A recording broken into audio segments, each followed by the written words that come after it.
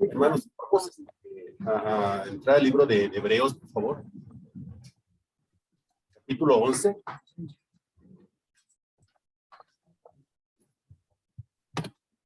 Versículo 1. Perdón. Vamos a hablar sobre lo que es la fe, un tema que ya hemos tratado constantemente en la iglesia. Pues creo que más en estos tiempos y siempre debemos estar hablando sobre la fe, hermanos. Y bueno, pues, ¿qué es la fe, hermanos? En el capítulo 11, versículo 1 de Hebreos, ¿qué nos dice? Hebreos, capítulo 11, versículo 1. Después la fe, la certeza de lo que se espera, la convicción de lo que no se ve. Amén. Gracias. Bueno, hermanos, lo que Dios nos pide, lo que nos exige a cada uno de nosotros como cristianos, hermanos, es que tengamos una auténtica, pero auténtica fe. Hermanos, la Biblia nos relata muchos ejemplos de personas que vivieron los maravillosos actos de Dios y que fueron bendecidos, hermanos, por Él, a consecuencia de su fe. Como les dije que tenemos en Hebreos se pueden dar cuenta, hermanos, tenemos muchísimos ejemplos de fe. Por la fe ofreció Abel a Dios más excelente sacrificio que Adán. Por la fe Enoc fue traspuesto para no ver la muerte, hermanos. Por la fe Noé, cuando fue advertido por Dios acerca de cosas que aún no se veían, con temor construyó el arca en que su casa se salvase. Por la fe, hermanos, Abraham, siendo llamado, salió al lugar donde se le había prometido, hermanos, pero no sabía dónde iba a ir. Por la fe, Isaac bendijo a Jacob y a Esaú en cosas y aspectos venideros, hermanos. Por la fe, Jacobo, al morir, bendijo a cada uno de los hijos de José. Por la fe, José, al morir, mencionó la salida de los hijos de Israel y dio mandamiento acerca de sus huesos. Por la fe, Moisés, cuando era ya grande, rehusó ser llamado hijo de la hija de Faraón. Por la fe, hermanos, estamos aquí, hermanos, a pesar de la pandemia. Estamos aquí por fe. Por fe da servicio el pastor y sigue aquí en la iglesia, hermanos. Vamos a analizar, hablando de la fe, vamos a analizar estos versículos. Vamos a ir a Marcos, capítulo 4, versículos del 35 al 41. Marcos, capítulo 4, versículos del 35 al 41. Todos los pasajes son muy interesantes. Hablando de la fe, vamos a ver aquí, analizar estos versículos.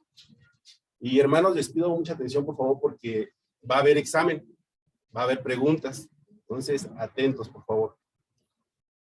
Quien lo tenga ya, por favor, nos apoya, hermanos, para leerlo. Aquel día, cuando llegó la noche, les dijo: pasemos al otro lado.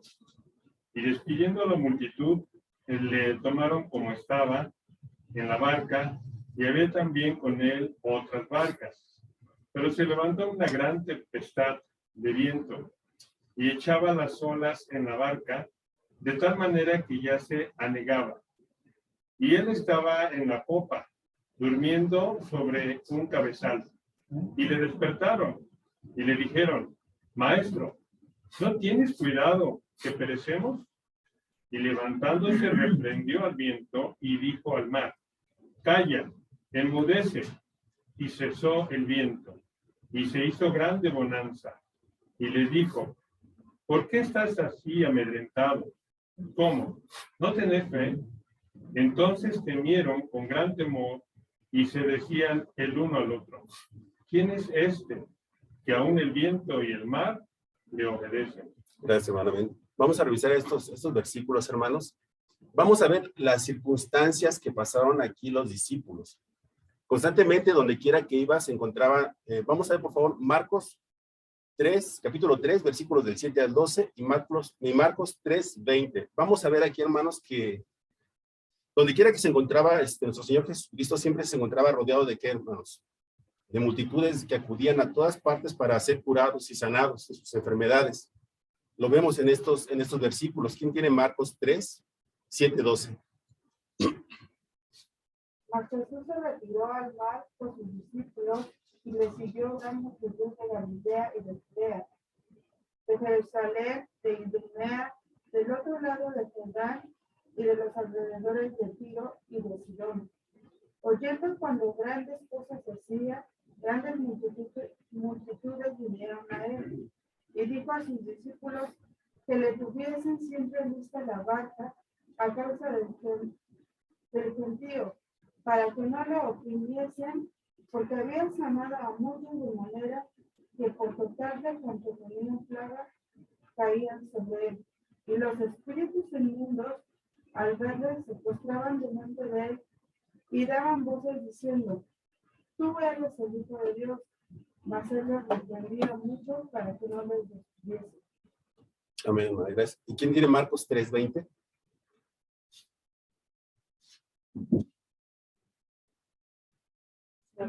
Y se agolpó de nuevo la gente, de modo que ellos no podían comer pan.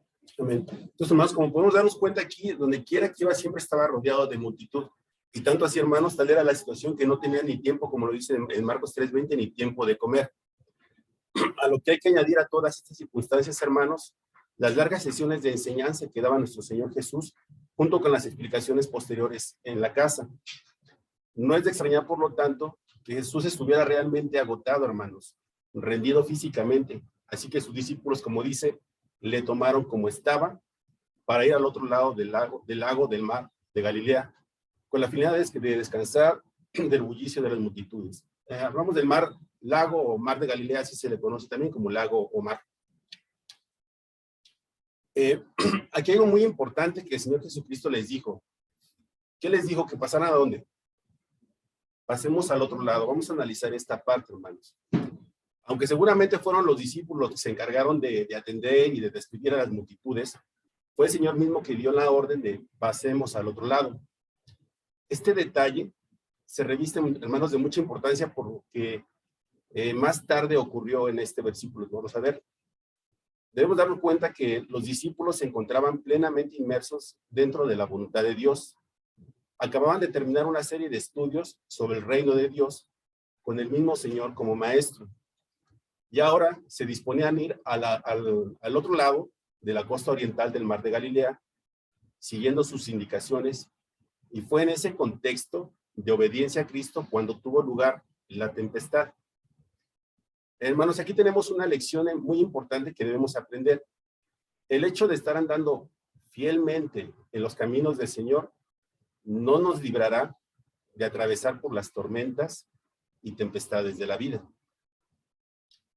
El Señor no promete continuos tiempos de bonanza, es decir, de tranquilidad, a los suyos, ni que seamos liberados siempre de experiencias amargas o de peligro.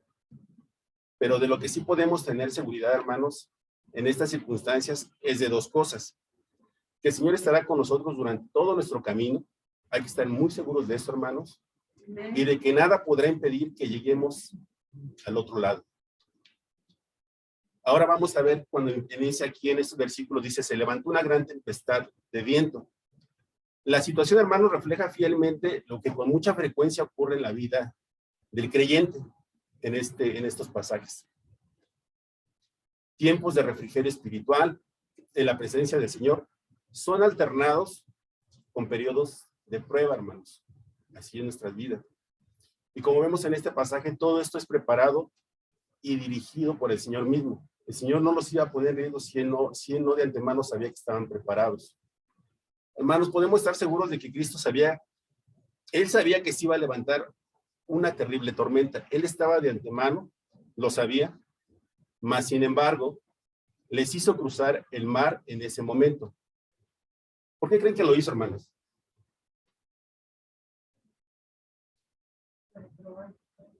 Okay, bueno, porque las situaciones prácticas, hermanos, son la única forma adecuada de completar la enseñanza teórica. Ya estaban listos con la enseñanza, ahora vamos a poner en práctica si realmente lo entendieron y lo comprendieron. Sin duda había sido muy interesante escuchar al Señor predicando acerca de la importancia de la fe y de lo que Él mismo haría con aquellos que tuvieron fe, aunque fuera tan pequeña como dice la Biblia, como una semilla de mostaza. Ahora llegaba el momento de poner en práctica la enseñanza. ¿Tendrían los discípulos fe en esa nueva situación a la que el Señor les estaba conduciendo? Hermanos, podemos decir que fue una especie como examen sorpresa. Vamos a verlo de esa manera. Y que si el Señor lo planeó así como les había dicho, es porque estaban preparados los discípulos para ello. Consideremos la forma en que el Señor tenía de enseñar. ¿Cómo les hablaba el Señor? ¿Por medio de qué? De parábolas, hermanos. Conforme a lo que podían oír, como dice Marcos 4:33, que nos habla acerca de que les hablaba en forma de parábolas. Podemos estar seguros, hermanos, por lo tanto, de que el Señor creía que ellos estaban preparados para enfrentar dicha situación. Él nunca, hermanos, nos va a colocar en una situación para la que nosotros no estamos preparados. Y nunca nos va a dejar solos, hermanos, salir de esta situación. Por favor, vamos a buscar 1 Corintios capítulo 10, versículo 13, que nos habla precisamente de que nunca nos va a dejar el Señor. 1 Corintios capítulo 10, versículo 13.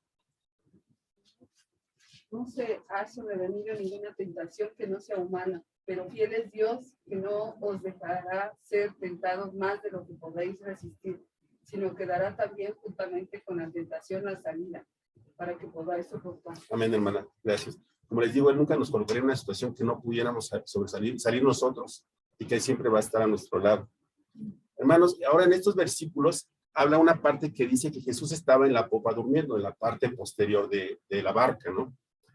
Hermanos, es interesante observar que durante la tempestad, Jesús estaba, ¿cómo estaba nuestro Señor Jesús, hermanos? En la tempestad. Estaba durmiendo, hermanos, en la barca.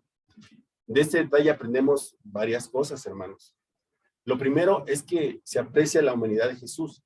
Después de las grandes jornadas, los esfuerzos, hermanos, la humanidad pues aquí demuestra que estaba cansado, estaba agotado, tenía sueño, hermanos. Así que ni el rugir de los vientos, ni el embate de las olas, ni el girar, ni subir, ni bajar de la barca, pues fueron capaces de despertarle, hermanos. También debemos aprender de su confianza en el Padre Celestial. Su sueño tranquilo en medio del mar agitado nos da a entender su plena confianza en Dios su Padre. Amén. Seguro de que nunca puede fallar, hermanos, lo que estábamos viendo. Vamos a analizar esta parte, hermanos, donde dicen los discípulos pues estaban preocupados porque al parecer ellos pensaban que nuestro Señor Jesús no tenía cuidado de ellos a pesar de toda la tempestad que estaba pasando.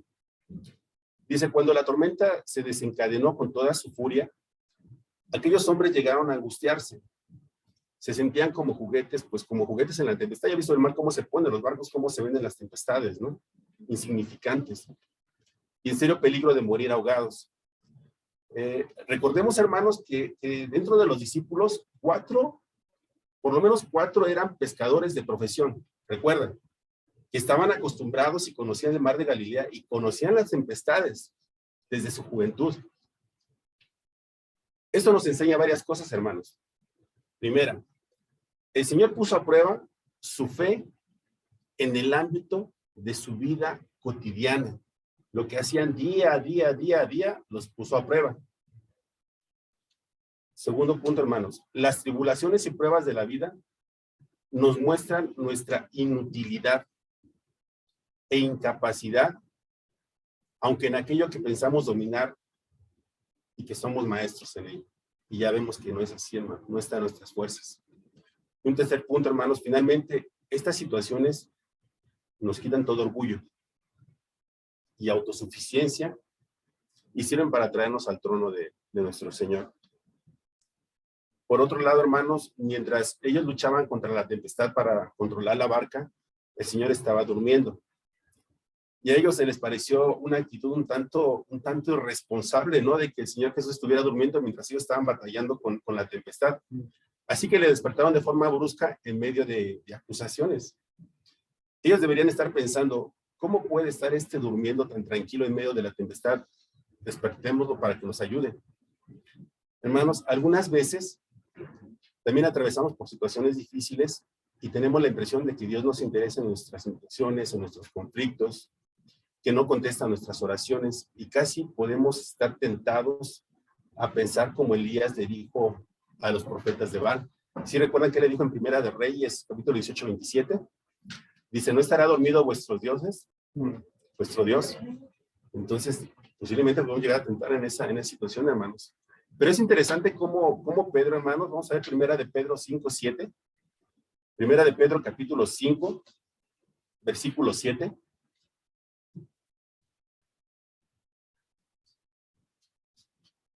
¿Quién lo tenga, hermanos? Echando toda vuestra ansiedad sobre él, porque él tiene cuidado de vosotros. A ver, hermana, gracias. Pero es interesante, hermanos, cómo Pedro entendió y enseñó lo que aprendió, conforme al versículo que acabamos de leer. Aquí hay dos cosas que le pregunta nuestro Señor Jesucristo a los discípulos. Dice, ¿por qué estáis amedrentados? ¿Qué no tenéis fe? Parece un poco extraña esta pregunta a personas que estaban en una situación como esta, temiendo por sus vidas y en peligro de morir, ¿verdad? Pues cómo no estarían atemorizados, pero cualquiera estaría atemorizado, hermanos. Por supuesto, hermanos, el temor de los discípulos, hermanos, el temor es algo natural e instintivo. Es algo natural. Pero ¿dónde estaba su fe? Ellos andaban con el Señor Jesucristo y habían visto muchas maravillas de él. El Señor puso, hermanos, el dedo en la llaga cuando les preguntó eso. ¿Cómo? ¿No tenéis fe? Después de que anduvieron con él, de que vieron todos los milagros, todas las maravillas, les dice, ¿cómo? ¿No tenéis fe?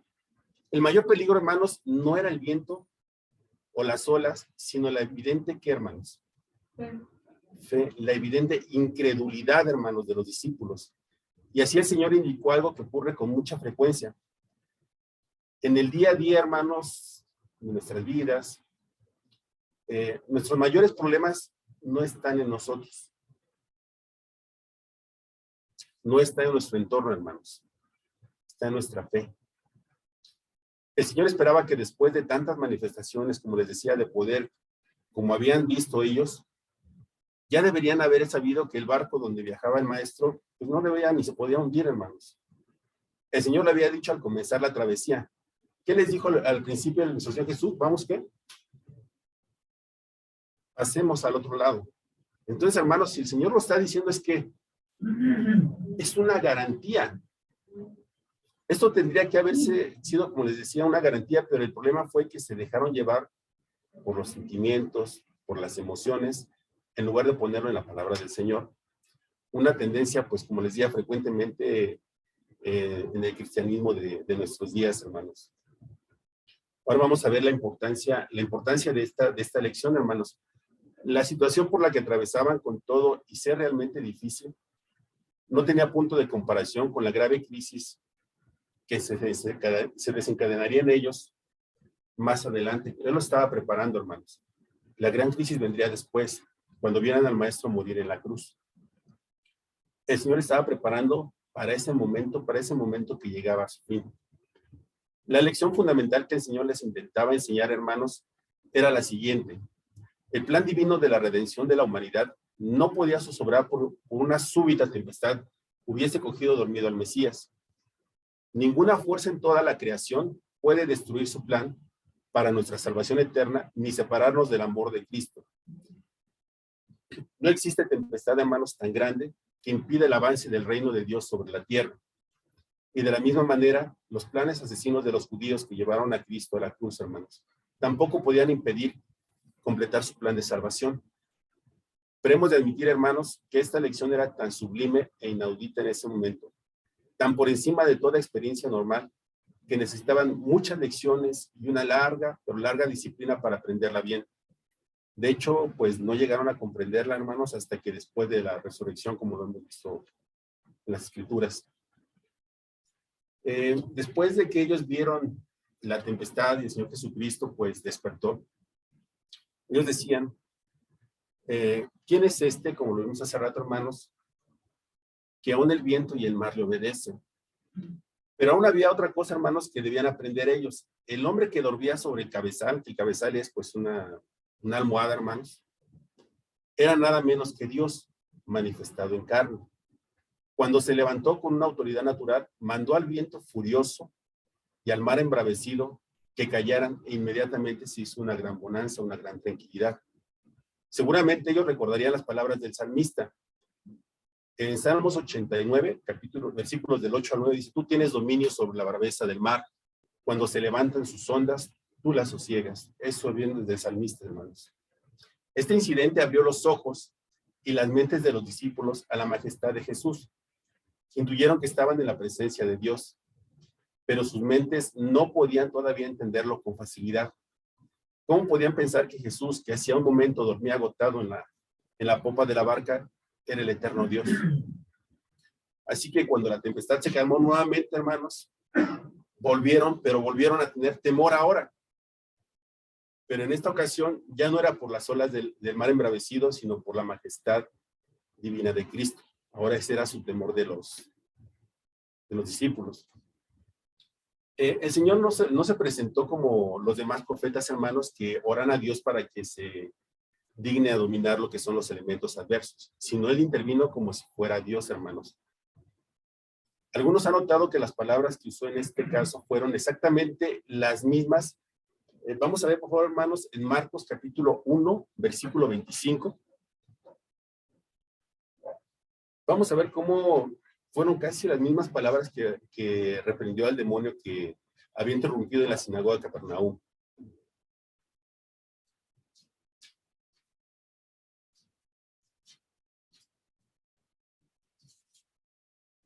Marcos capítulo 1, versículo 25. Dice, pero Jesús le reprendió diciendo, cállate y sal de él. Gracias, hermana. Entonces, hermanos, debemos entender, por lo tanto, que esta pregunta, por un lado,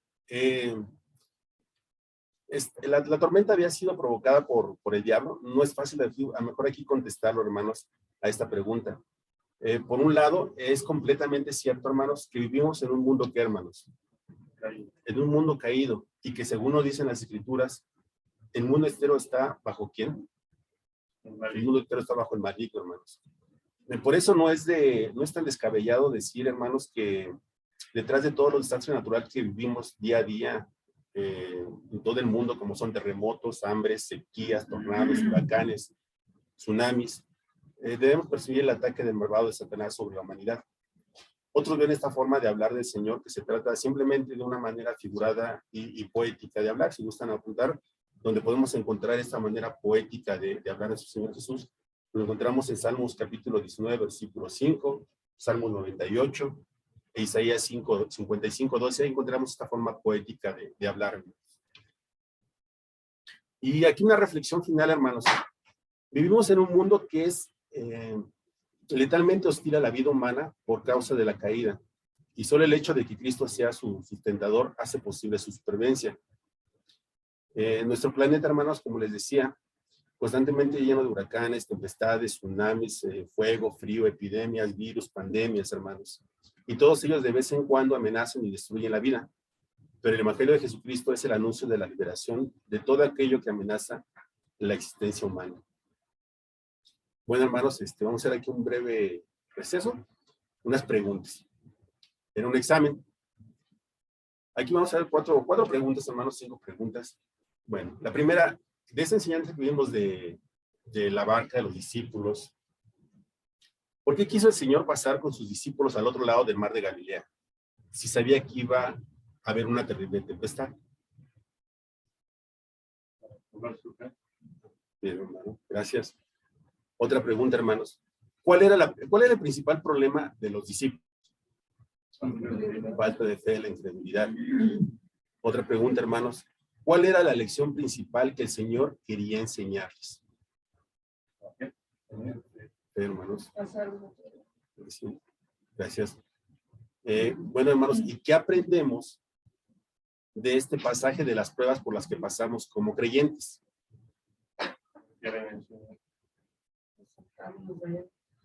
Siempre tener fe, hermanos. El Señor nunca nos va a dejar, ¿sí?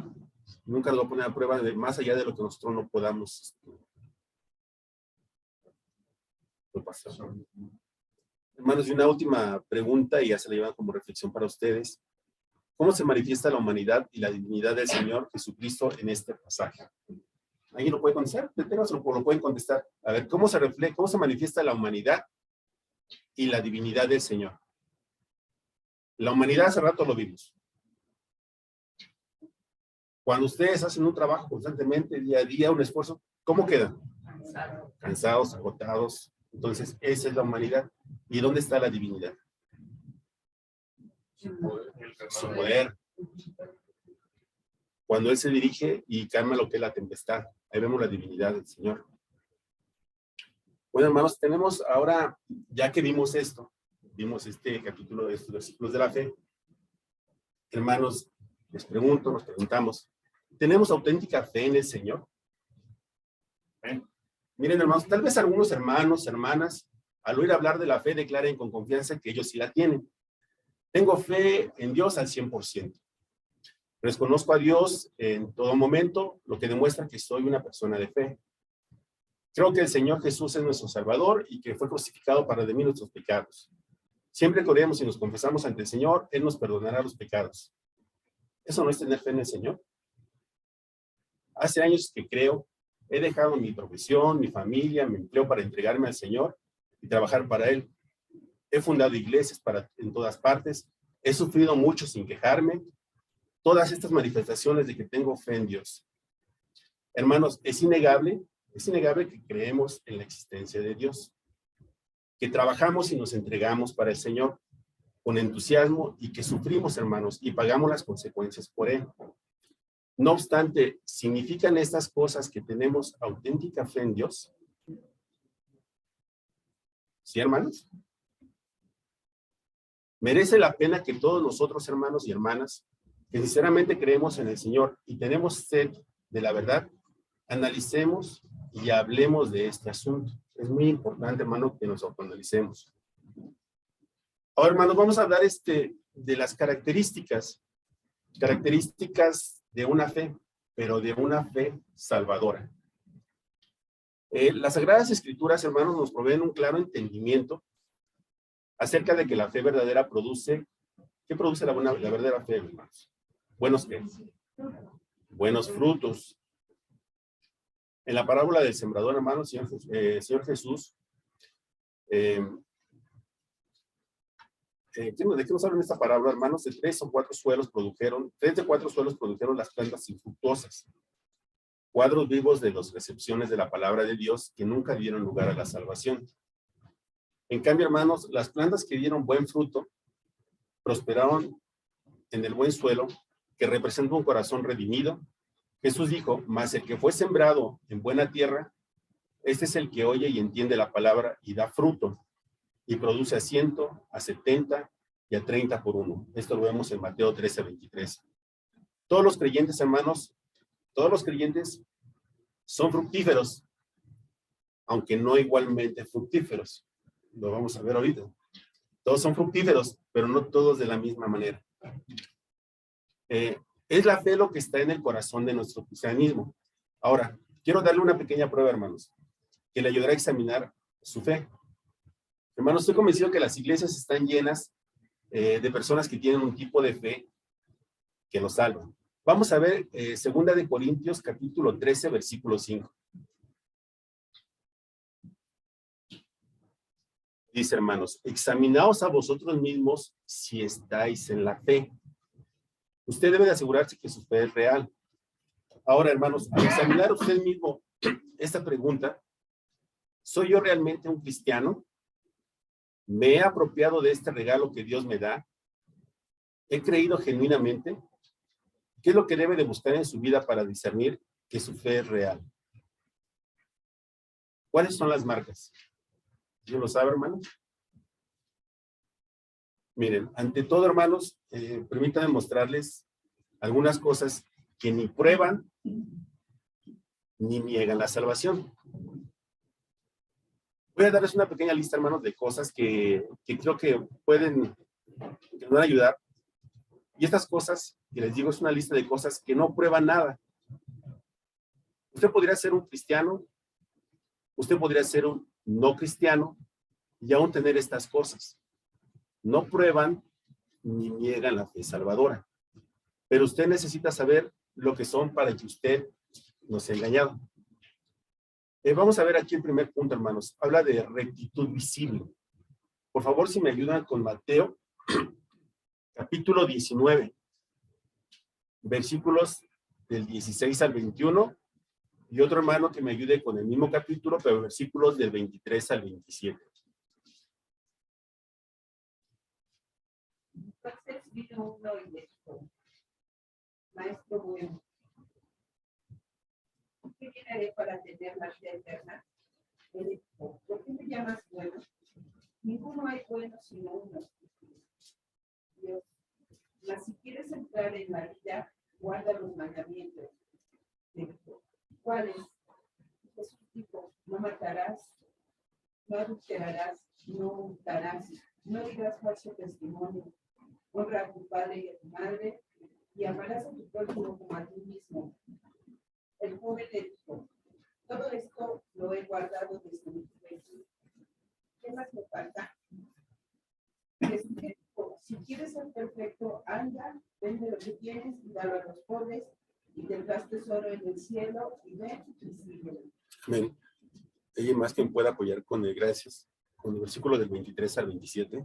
Entonces Jesús dijo a sus discípulos, de cierto, os digo que difícilmente entrará un rico en el reino de los cielos. Otra vez os digo que es más fácil pasar por un camello por el ojo de una aguja que entrar un rico en el reino de Dios. Sus discípulos, oyendo esto, se asombraron de gran manera, diciendo, ¿quién pues podrá ser salvo?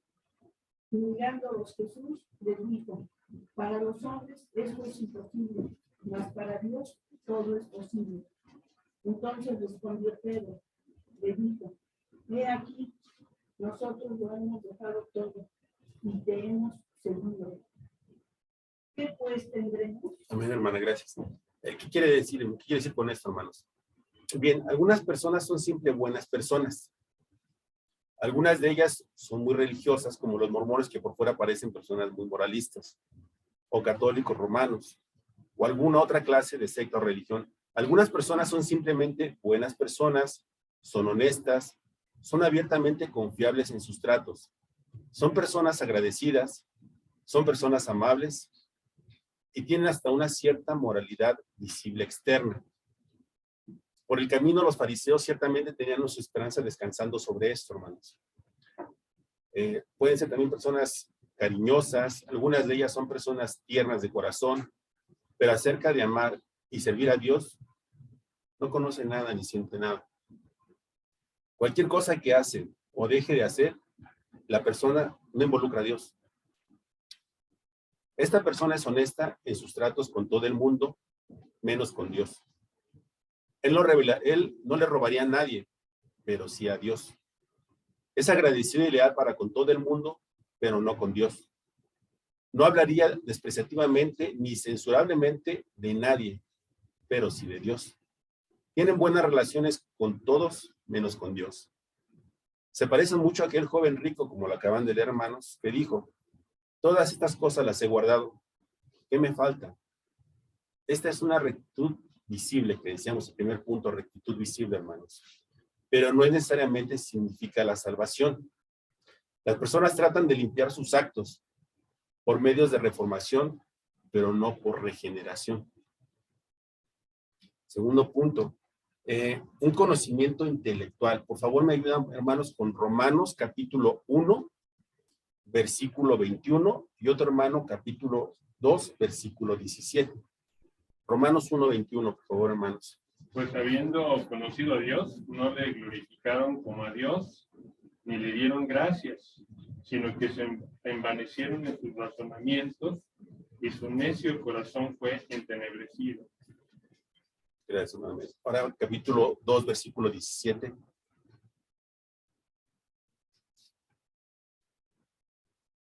He aquí, pues, el sobrenombre del judío y batallas en la ley. Hermano, gracias. Entonces, segundo punto, hermanos, conocimiento intelectual. En segundo lugar, otra cosa que no prueba o desaprueba la fe salvadora es el conocimiento intelectual, hermanos. El conocimiento intelectual no prueba la fe verdadera. El conocimiento de la verdad es necesario, sí es necesario para la salvación, y la moralidad visible es fruto de la salvación, pero ni uno, como les decía, ni otro es igual a la salvación. Verán, miren, ustedes pueden saber todo acerca de Dios, y ustedes pueden saber todo acerca de Jesucristo. ¿Quién fue que vino al mundo y murió en la cruz? Que resucitó y que Él vendrá de nuevo. y usted aún puede saber más de los detalles de su vida. Usted puede comprender todo eso y darle la espalda a Cristo. Hermanos, eso es lo que el escritor, vamos a ver Hebreos, por favor, hermanos, capítulo 6, versículos de 4 a 6. ¿Qué es lo que nos dice el escritor de Hebreos, hermanos, sobre esta advertencia? Hebreos 6, versículos del 4 al 6. Quien lo tenga, hermanos, por favor, nos apoya. Porque es imposible que los que una vez fueron iluminados y gustaron del don celestial y fueron hechos partícipes del Espíritu Santo, y asimismo gustaron de la buena palabra de Dios y los poderes del siglo venidero, recayeron, sean otra vez renovados para arrepentimiento, crucificando de nuevo para sí mismos al Dios, al Hijo de Dios, y exponiéndole a vituperio. Amén, hermanos. Hermanos, esto es lo que el escritor de Hebreos está advirtiendo, hermanos. Había personas en la iglesia que sabían todo de Dios y entendían las verdades del evangelio. Incluso tenían una medida de experiencia con la verdad del evangelio. Habían visto el ministerio del Espíritu Santo trabajando en las vidas de las personas, y aún conociendo todo esto estaban a un paso de grave peligro de alejarse y rechazar a Cristo. En Hebreos 10, hermanos, él les dice que están pisoteando la sangre de Cristo al no creer lo que ustedes saben que es cierto. Hay muchas personas que conocen la Escritura y que tienen un conocimiento, pero va con destino al infierno. Usted nunca se salvará si en ese conocimiento, que sí les digo es necesario, hermanos, pero también debe tener conocimiento necesario de lo que no les salva. Otro punto, el punto 3, hermanos, vamos a ver aquí en Mateo, capítulo 25, versículos del 1 al 10. Aquí nos habla del envolvimiento religioso. Mateo 25, del 1 al 10, hermanos. Entonces, el reino de los cielos será semejante a 10 vírgenes que tomando sus lámparas salieron a recibir al esposo. 5 de ellas eran prudentes y 5 insensatas. Las insensatas, tomando sus lámparas, no tomaron consigo aceite, mas las prudentes tomaron aceite en sus vasijas, juntamente con sus lámparas. Y tardándose el esposo, cabecearon todas y se durmieron.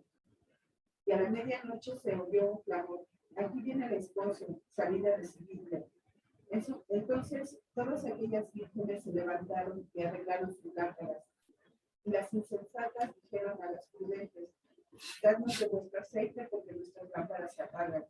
Mas las prudentes respondieron diciendo: para que no nos falte a nosotras y a vosotras, id más bien a los que venden y comprar para vosotras mismas.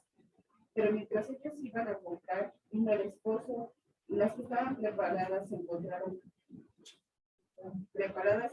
con él a las bodas, y se cerró la puerta. Amén, gracias. Hermanos, envolvimiento religioso. Aquí lo vemos en este capítulo de Mateo, versículo 20, del 1 al 10. En tercer lugar, hermanos, el envolvimiento religioso no es necesariamente una prueba de la fe verdadera. Según Pablo, hermanos, hay personas que poseen una apariencia, siempre apariencia externa, de piedad, pero que han negado el poder de la misma. Tiene una forma vacía de religión. Jesús ilustró esto, hermanos, cuando habló de las vírgenes en el capítulo 25, como lo acabamos de ver.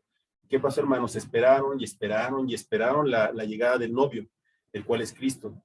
Incluso, aun cuando esperaron por mucho tiempo, cuando Él vino, no entraron con Él. Tenían todo, pero les faltaba el aceite en sus lámparas. Aquello era lo más necesario y no lo tenían.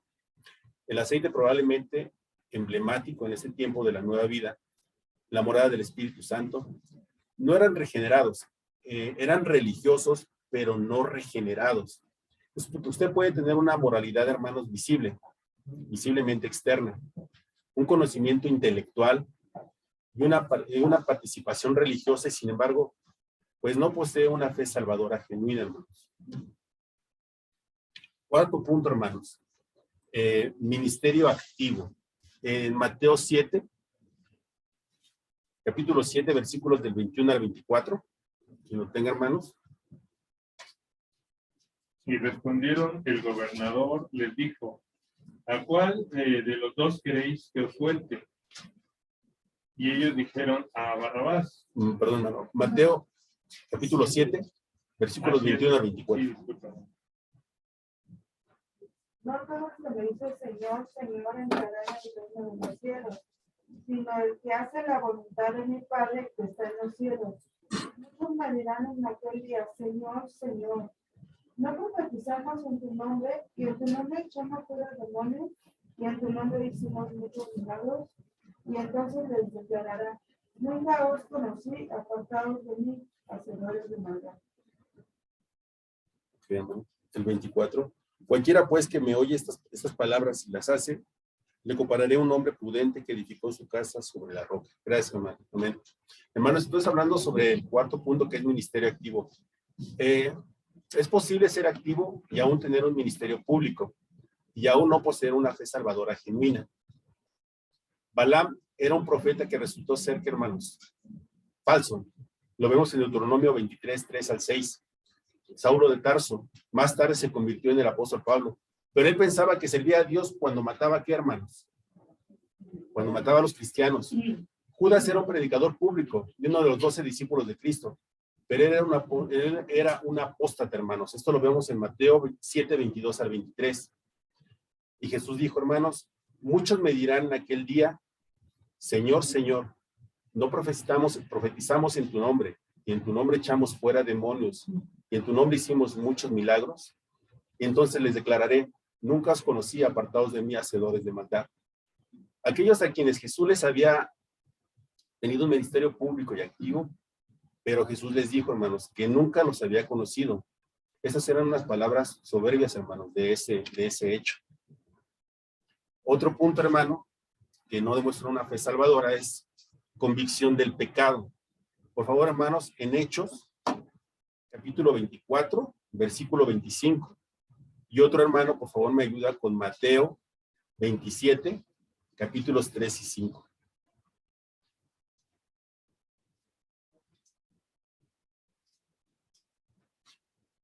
Hechos 24, versículo 25. Pero al disertar Pablo acerca de la justicia del dominio propio y del juicio venidero, Félix se espantó y dijo, ahora vete, pero cuando tengo oportunidad te llamaré. Amén. Hermanos, Mateo 27, 3 y 5. 3 al 5, perdón. Entonces Judas, el que había entregado, viendo que era condenado, lo volvió arrepentido con 30 piezas de plata a los principales sacerdotes y a los ancianos, diciendo, yo he pecado, entregando sangre inocente. Mas ellos dijeron, ¿qué nos importa a nosotros? Allá tú. Y arrojando las piezas de plata, en el templo salió y fue y se ahorcó. Amén, hermana, gracias. Hermanos, entonces, la convicción de pecado, estamos hablando que el otro punto es convicción de pecado.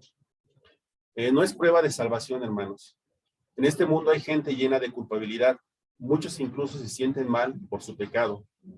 Félix tembló bajo convicción en la predicación del apóstol Pablo, pero él nunca hizo a un lado sus ídolos o se volvió a Dios. Eso lo vemos en Hechos capítulo 24, versículo 25.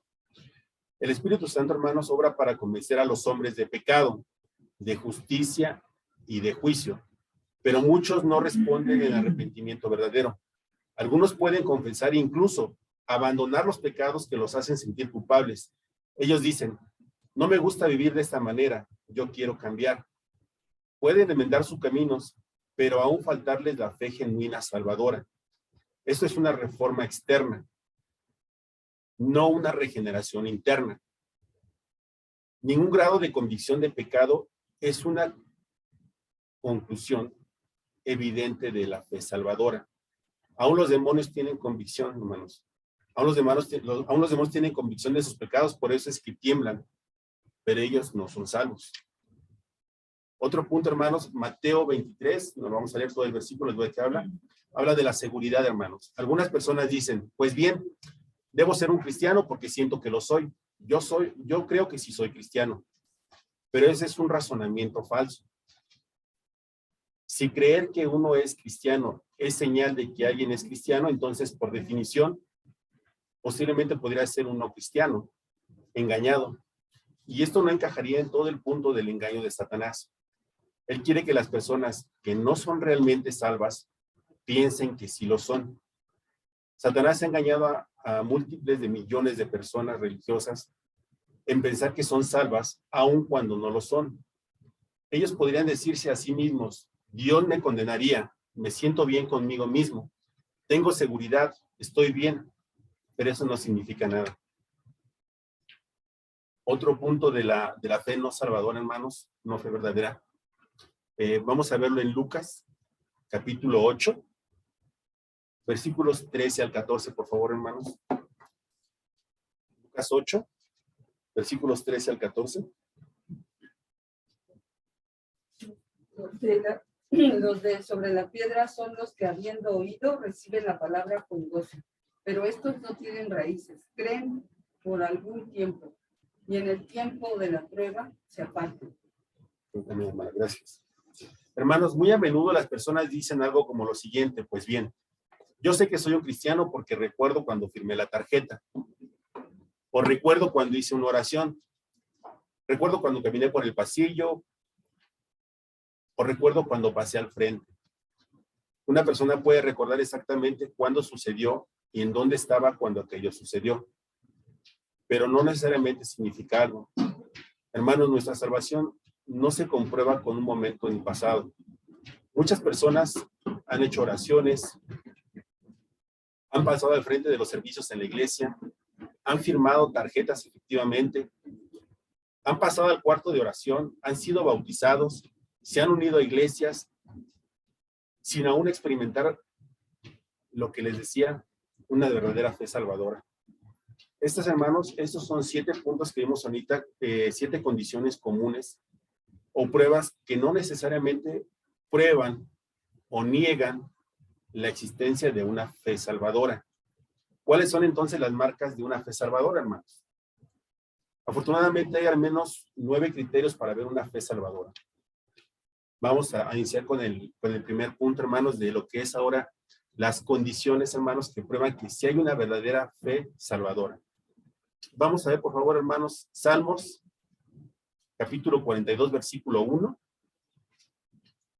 Luego otro hermano, por favor, con Salmos 73, 25, por favor.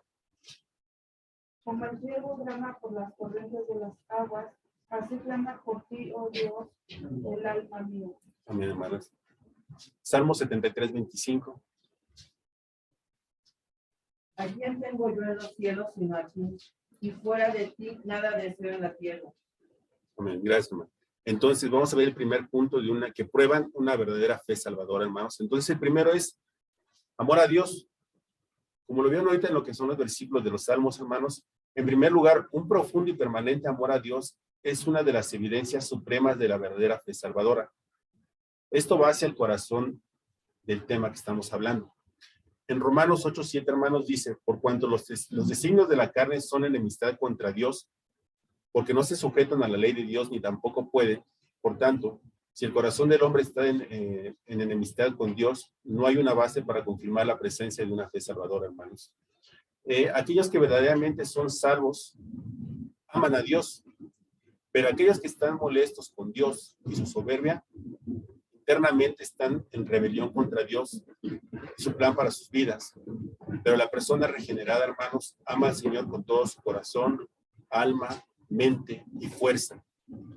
Su deleite está en las infinitas excelencias de Dios. Dios se ha vuelto su principal fuente de felicidad en su vida y satisfacción. Los hermanos que son de verdad fe salvadora buscan de Dios y tienen sed, hermanos, del Dios viviente. Por cierto, hermanos, hay una gran diferencia entre tal amor para con Dios y la actitud egoísta que se centra solo en mi propia felicidad y ve a Dios como un medio de realización y ganancia, en vez de verme como un medio para glorificarle. La fe verdadera, hermanos, no cree en Cristo para que Cristo lo haga a uno feliz. El corazón que verdaderamente ama a Dios deseará agradar a Dios y glorificarle. Jesús enseñó que si alguien ama a su padre y a su madre más que a Cristo, no es digno de él. Y Jesús lo dice así, hermanos. ¿Pueden leerlo, por favor, en Mateo, capítulo 10, versículos 37 al 39? 37. El que ama a padre o madre más que a mí, no es digno de mí. El que ama a hijo o hija más que a mí, no es digno de mí. 38. Y el que no toma su cruz y sigue en pos de mí, no es digno de mí. 39. El que haya su vida la perderá, y el que pierde su vida por causa de mí, la hallará. Hermanos, ¿ustedes aman a Dios? ¿Ama usted la naturaleza de Dios? ¿Ama usted su gloria? ¿Ama usted su nombre? ¿Ama usted su reino? ¿Ama usted su santidad? ¿Ama usted la voluntad de Dios? El amor supremo para Dios es una prueba decisiva de la fe verdadera. Su corazón se eleva cuando le cantan, hermanos, cuando venimos, alabamos, pues el corazón de cada uno debe de elevarse, exaltarse, hermanos, cuando cantamos para Dios. El otro punto, hermanos, de una fe verdadera es arrepentimiento del pecado sincero. En Salmos 32:5 nos pueden apoyar, hermanos. Mi pecado te declaré y no encubrí mi iniquidad. Dije, confesaré mis transgresiones a Jehová, y tú perdonaste la maldad de mi pecado. Amén, hermano, gracias. De estos puntos, hermanos, igual no los vamos a ver, vamos a decirlo, se lo pueden encontrar en Proverbios 28:13, Romanos 7:14, 2 de Corintios 7:10, 1 de Juan, capítulo 1 del 8 al 10, hermanos. Y hablando sobre el arrepentimiento, un amor correcto hacia Dios debe implicar necesariamente un odio por el pecado que conduzca al arrepentimiento. Esto debería ser evidente. ¿Quién no entendería eso? Si verdaderamente amamos a alguien, buscaríamos su mejor interés. Su bienestar es nuestra mayor preocupación. Si un hombre le dice a su mujer, te amo, pero no tengo el menor interés en lo que te suceda, justamente cuestionaríamos su amor por ella. El verdadero amor busca el mayor bien de su objeto. Si decimos que amamos a Dios, entonces, hermanos, odiaremos cualquier otra cosa. El pecado es blasfemo a Dios. El pecado maldice a Dios. El pecado pretende destruir a la obra de Dios y su reino. El pecado mató a su Hijo. Así que cuando alguien dice, amo a Dios, pero tolero el pecado, entonces tenemos razón para cuestionar su amor a Dios. No puedo amar a Dios sin odiar a aquellos que intentan destruirle. El verdadero amor por Dios, hermanos, por lo tanto, se manifestará a través de la confesión y el arrepentimiento.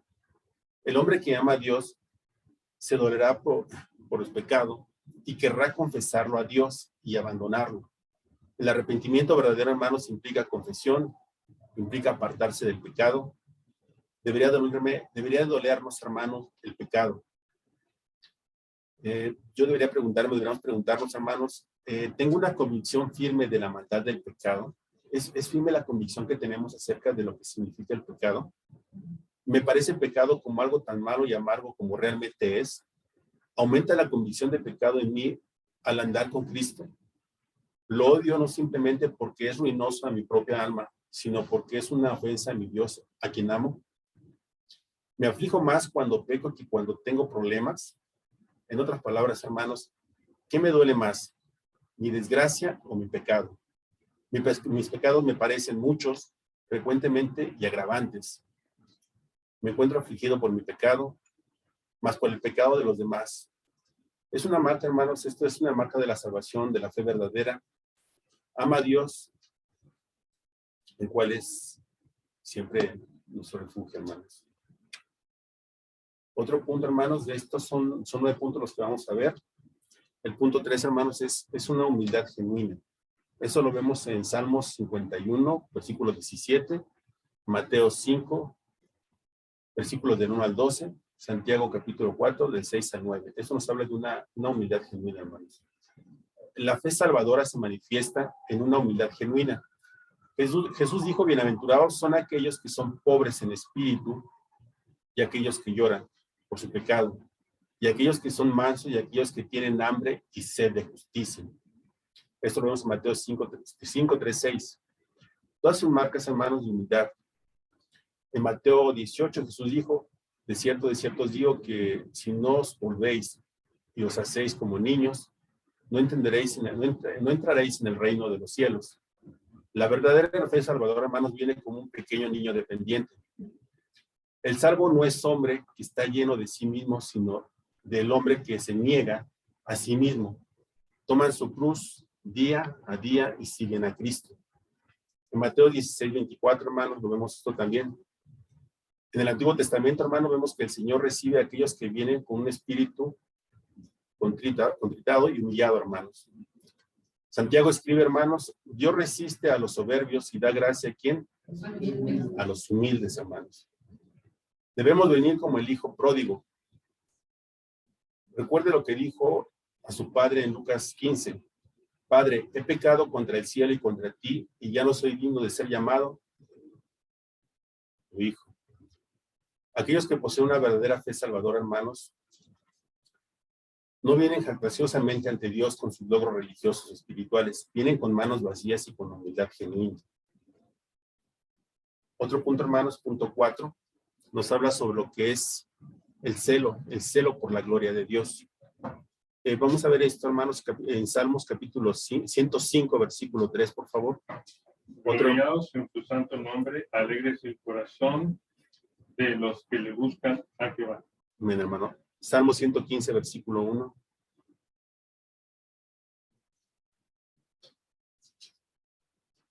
No a nosotros, oh Jehová, no a nosotros. Amén, hermanos. Hermanos, la verdadera fe salvadora es manifestada por un celo por la gloria de Dios. Cualquier cosa que el creyente haga, ya sea comer o beber, su deseo es ver a Dios glorificado.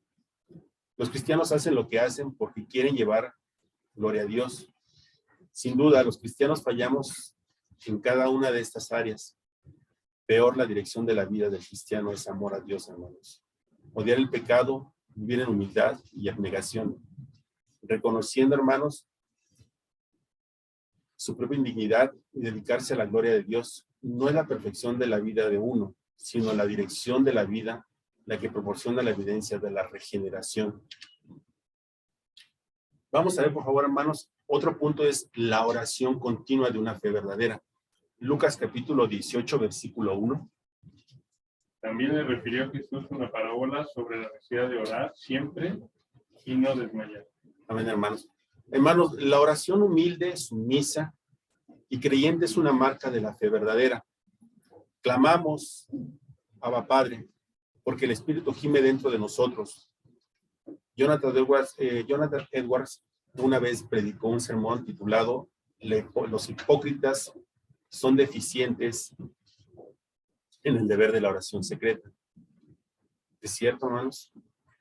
Los hipócritas pueden orar públicamente, porque eso es lo que quieren hacer los hipócritas. Su deseo es impresionar a las personas, pero son deficientes en el deber de la oración secreta.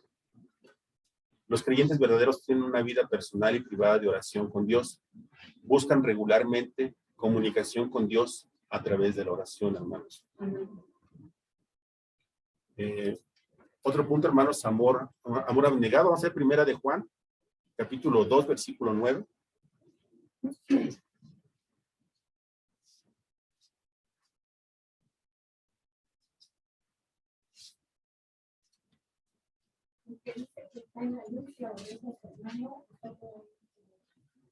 Hermanos. Entonces, hermanos, otro punto de la fe verdadera es una característica importante, es un amor abnegado, hermanos. Santiago dice, si en verdad cumplís la ley real, conforme a la Escritura, amarás a tu prójimo como a ti mismo. Bien hacéis. En Santiago 2:8, Juan escribió, pero el que tiene bienes de este mundo, y ve a su hermano tener necesidad, y cierra contra él su corazón, ¿cómo mora el amor de Dios en él? Si ustedes aman a Dios, usted no solo odiará lo que le ofenda, sino que amará a aquellos a quienes Él ama. Nosotros sabemos que hemos pasado de muerte a vida en que amamos a los hermanos. El que no ama a su hermano permanece, ¿qué, hermanos? Permanece en muerte. Bueno, hermanos, aquí le dejamos son puntos. Otro punto también es la separación del mundo, crecimiento espiritual que nos habla sobre la verdadera fe y sobre todo, hermanos, la obediencia. Esa es una verdadera fe cristiana. Bueno, hermanos, inclinamos nuestros rostros. Bendito Padre, te doy gracias en este momento. Señor, te doy gracias porque nos has permitido, Señor, escuchar tu palabra, bendito Padre. Te doy gracias porque has permitido que poco a poco vayan llegando nuestros hermanos aquí en tu casa de oración, bendito Padre. Señor, te pido que este mensaje, Señor, pueda llegar a la mente y a los corazones de mis hermanos, bendito Padre. Porque nosotros siempre hablamos de fe, bendito Padre, pero necesitamos una fe, Señor. Pero una fe realmente genuina, Señor. Una fe salvadora, bendito Padre. Que tenemos que hacer, bendito Señor, todo lo que tú nos haces y mandas, bendito Padre, para estar firmes, Señor, y no claudicar. Señor, te pongo en esta hora, pongo también en tus manos, bendito Padre, el momento siguiente, Señor, que es de alabanza, Señor, así como de la predicación, bendito Padre. Te pido por aquellos hermanos que van a estar dando estos servicios, Señor, te pido por su vida, Señor. Y porque igual cada momento nos permitas, Señor, estar aquí al frente, Señor, participar, Señor, y ser parte de tu iglesia, bendito Padre, y llevar este mensaje, Señor, a tu pueblo, bendito Padre. Señor, te agradezco todo esto en esta hora, en nombre de tu Hijo amado, Cristo Jesús.